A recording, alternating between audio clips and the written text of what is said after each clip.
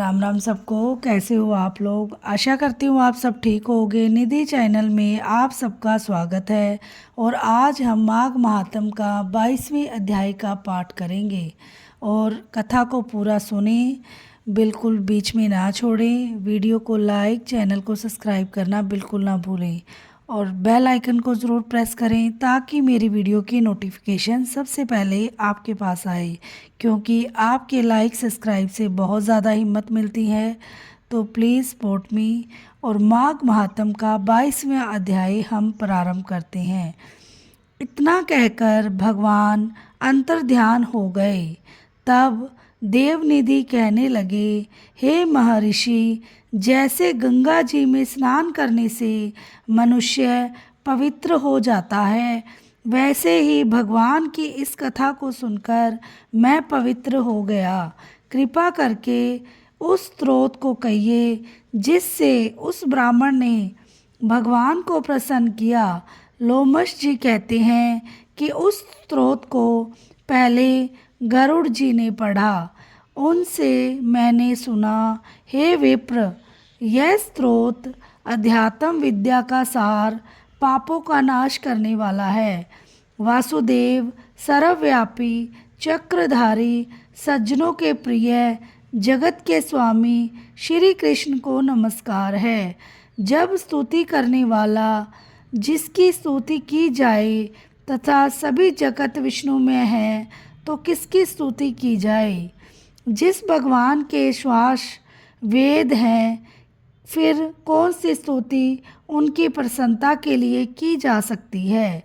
जिसको वेद नहीं जान सकते, न वाणी न मन जान सकता है, उसकी स्तुति में अज्ञानी क्या कर सकता है? सारा चर अचर संसार जिसकी माया के चक्र की तरह घूम रहा है, इसी से हे प्रभु आप चक्रधारी कहलाते हो। ब्रह्मा विष्णु आप ही हो। सारे संसार को उत्पन्न करने वाले ब्रह्मा को भी आप उत्पन्न करने वाले हो। अब जीव शरीर को धारण करने वाला है, धारण करता है, तब उसमें ज्ञान उत्पन्न होता है। तुम सब सुखों के दाता हो, इसमें कोई संदेह नहीं है। आपसे संपूर्ण सुखों को देने वाली बुद्धि उत्पन्न होती है। आप ही 5 कर्मेंद्रियां, 5 महाभूत तथा मन के विविध भाव हो। ब्रह्मा विष्णु रुद्र की कल्पना से आप संसार की कल्पना इसी प्रकार करते हो जैसे पिता पुत्री की। कवियों में जो रूप शोभा देता है, उन निर्गुण विष्णु भगवान को मैं नमस्कार करता हूँ। जिसमें ज्ञान रखने से श्रुतियों में कहे हुए कर्मों को लोग करते हैं, उस परम ब्रह्म को मैं नमस्कार करता हूँ।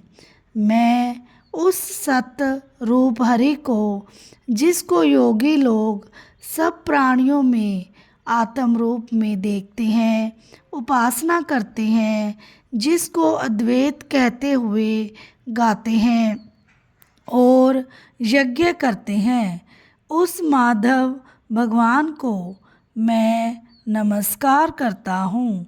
मनुष्यों को माया तथा मोह में पैदा हुए विचित्र आभास, अहंकार तथा ममता को जानकर खो देते हैं, उन भगवान को मैं नमस्कार करता हूँ। संसार में मनुष्यों के मोह रूपी वायु से सदा भभकने वाली ज्वाला आपके चरण कमल की छाया पहुँचाने में से नहीं जलाती, जिसके स्मरण मात्र से मोह, अज्ञान, रोग, दुख दूर हो जाते हैं, उस अनंत रूप को नमस्कार करता हूँ। जिसमें मिल जाने पर और किसी दूसरे की इच्छा नहीं रहती, जिसको जानकर अद्वैतवादी आत्मा को देखते हैं। यदि विष्णु शब्द का अर्थ और उसके विषय का ज्ञान एक ही होता तो इस सत्य से ही हे माधव इस संसार की माया में फंसकर तेरे ही ध्यान में रत रहता। यदि वेदांत दर्शन में भगवान सारे संसार में व्याप्त हैं तो इसी सत्य से भगवान में भरी निर्विघ्न भक्ति हो जो बीज नहीं है तो भी बिना बीज के स्वयं विद्यमान है, सो वह विष्णु भगवान रूपी रंग में हमारे बीज के टुकड़े टुकड़े को जो सृष्टि स्थिति तथा लय के लिए ब्रह्मा विष्णु महेश 3 रूप धारण करते हैं और कार्य में सत रज और तम इन तीनों गुणों में विद्यमान है, वह भगवान मुझ पर प्रसन्न हो जो प्राणियों के हृदय रूपी मंदिर में निर्मल देव वास करते हैं। वह भगवान मुझ पर प्रसन्न हो जो अविद्या पूर्ण संसार का त्याग करता है। जगन्य में आप हो, आपका बनाया हुआ विश्व आनंद करता है। आपके त्याग करने पर अपवित्र हो जाता है, उसका साथ करने पर ही तुम बिना साथ के बने रहते हो। विकार रहित जिनके चारवाक पंचभूत योग से पैदा हुआ चैतन्य मानते हुए उपासना करते हैं। जैन लोग आपको शरीर का परिणाम मानते हैं और संख्यावादी तुम ही को प्रकृति से परे पुरुष मानकर ध्यान करते हैं। जन्म इत्यादि से रहित चैतन्य रूप सदा आनंद स्वरूप उपनिषद जिसकी महिमा गाते हैं। आकाश आदि 5 महाभूत देह मन बुद्धि इंद्रियां सब कुछ तुम ही हो, तुमसे अलग और कुछ नहीं। तुम ही सब प्राणियों को उत्पन्न करने वाले हो और मुझको शरण देने वाले हो। तुम अग्नि रवि इंद्र होम मंत्र क्रिया तथा फल सब तुम ही हो। कर्म के फल देने वाले बैकुंठ में तुम्हारे सिवा कोई नहीं है। मैं तुम्हारी शरण में हूँ। सब प्राणियों के हेतु तथा उनको शरण देने वाले तुम ही हो। जैसे युवा पुरुष की युवती में और युवती की युवा में प्रीति होती है, वैसी मेरी प्रीति तुम हो। जो पापी भी आपको प्रणाम करता है उसको यमदूत ऐसे नहीं देखते हैं जैसे उल्लू सूर्य को।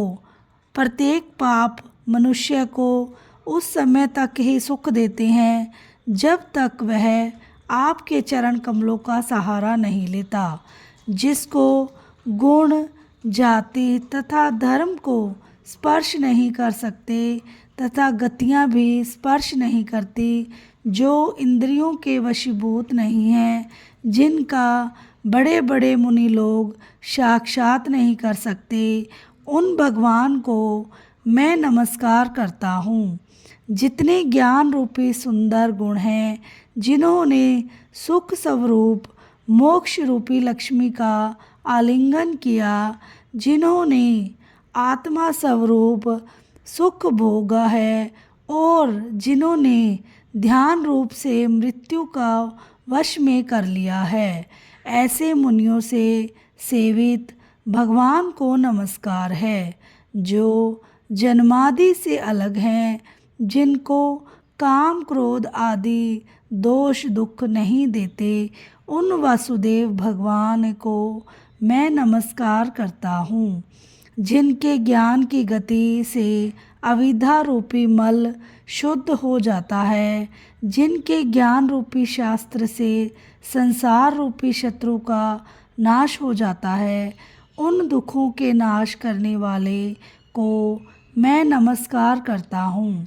जिस प्रकार सब स्थावर जंगम संसार को उत्पन्न करते हैं, इसी सत्य से भगवान मुझको दर्शन दे। इस प्रकार उसकी सच्ची भक्ति देखकर भगवान ने प्रसन्न होकर उस ब्राह्मण को दर्शन दिए और ब्राह्मण की स्तुति से प्रसन्न होकर तथा उसको वरदान देकर भगवान अंतर्ध्यान हो गए और वह ब्राह्मण कृतकृत्य होकर भगवान में लीन हो गया और शिष्यों के साथ स्रोत को पढ़ता हुआ तपोवन में रहने लगा। जो कोई स्रोत को पढ़ता अथवा सुनता है, उसकी बुद्धि पाप में नहीं लगती और न ही बुरा फल देखता है। इसके कीर्तन से मनुष्य की बुद्धि, मन तथा इंद्रियां स्वस्थ होती हैं। जो भक्तिपूर्वक इसके अर्थ कर विचार कर इसका जाप करता है, वह वैष्णव पद को प्राप्त होता है। इसके सदैव पढ़ने से मनवांछित कार्य सिद्ध हो जाते हैं। मनुष्य सुपुत्र पाता है तथा धन, पराक्रम और चिरायु प्राप्त करता है। इसके पाठ से बुद्धि, धन, यश, कीर्ति, ज्ञान तथा धर्म बढ़ते हैं। दुष्ट ग्रहों की शांति होती है। वह व्याधियों व अनिष्टों को दूर करता है, दुर्गति से तारता है। इसके पढ़ने से सिंह, व्याघ्र, चोर, भूत, देव, पिशाच और राक्षस का भय नहीं रहता। जो भगवान का पूजन करके इस स्तोत्र को पढ़ता है, वह पापों से ऐसे ही अलग रहता है जैसे जल पंख से कमल। जो इस स्तोत्र को एक काल, 2 काल या 3 काल पढ़ता है, वह अक्षय फल प्राप्त करता है। जो मनुष्य प्रातःकाल इस स्तोत्र का पाठ करता है, वह इस लोक और परलोक में अक्षय सुख पाता है। वेद धूति का बनाया हुआ यह स्तोत्र भगवान को अत्यंत प्रिय है और भगवान के दर्शन कराने वाला है। योग सागर नाम का यह स्तोत्र परम पवित्र है। जो कोई भक्तिपूर्वक इसको पढ़ता है, वह विष्णु लोक को प्राप्त होता है। अब पिशाच मोक्ष की कथा कहते हैं। अब नेक्स्ट अध्याय में हम पिशाच मोक्ष की कथा पढ़ेंगे और आशा करती हूँ आपको मेरी कथा पसंद आई होगी और अगर मुझसे कोई गलती हुई है तो मुझे क्षमा करना। तो थोड़ा सा कथा के अंत में हम कीर्तन करते हैं। श्रीमन नारायण नारायण नारायण, भजमन नारायण नारायण नारायण, जपमन नारायण नारायण नारायण, लक्ष्मी नारायण नारायण नारायण, राधे नारायण नारायण नारायण, भजमन नारायण नारायण नारायण। मिलते हैं नेक्स्ट वीडियो में नेक्स्ट अध्याय के साथ। राधे राधे, जय श्री श्याम।